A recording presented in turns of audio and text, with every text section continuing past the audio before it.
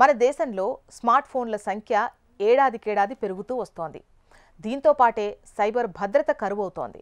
కంపెనీలు కోట్లాది ఫోన్లు తయారు చేసి మార్కెట్లో అమ్మేసి చేతులు దులుపుకుంటుంటే వినియోగదారులు మాత్రం సైబర్ నేరగాళ్ల బారిన పడి అందులో ఇన్స్టాల్ చేసుకున్న యాప్ల వల్లే తమ డబ్బులు పోగొట్టుకుంటున్నారు. ఈ నేపథ్యంలో కేంద్రం స్మార్ట్ ఫోన్ తయారీ సంస్థలకు కీలక ఆదేశాలు జారీ చేసింది.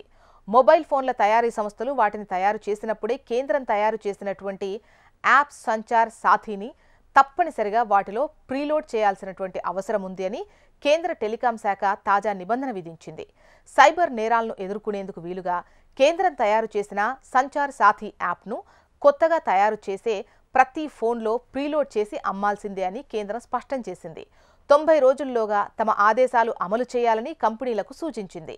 ప్రపంచంలోనే అతిపెద్ద మొబైల్ ఫోన్ మార్కెట్లో ఒకటైన భారత్లో ఇప్పుడు వాటి ద్వారానే సైబర్ నేరాలు ఎక్కువగా జరుగుతున్నాయి. ఈ నేపథ్యంలో మొబైల్ ఫోన్స్లో సులువుగా ఇన్స్టాల్ చేసుకుని సైబర్ నేరాలకు సంబంధించిన మెసేజ్లు, లింక్లు, కాల్స్ రాకుండా అడ్డుకోవడానికి కేంద్రం భావిస్తోంది. అందుకే ఈ యాప్ ఇన్స్టాల్ చేసుకోవడాన్ని తప్పనిసరి చేసింది.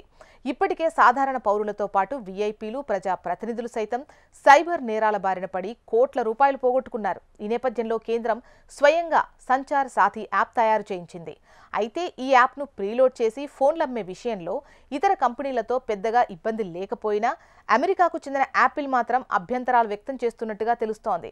తమ యాప్లు మినహా థర్డ్ పార్టీ యాప్లను యాపిల్ సాధారణంగా అనుమతించదు. కానీ భారత్లో ఇప్పుడు కేంద్రమే ఈ యాప్ను తయారు చేయించి ఇస్తుండడం వల్ల యాపిల్ ఎలా స్పందిస్తుందో చూడాలి. కేంద్రం సూచనపై యాపిల్, శాంసంగ్, జియోమీ ఇప్పటి వరకు స్పందించలేదు.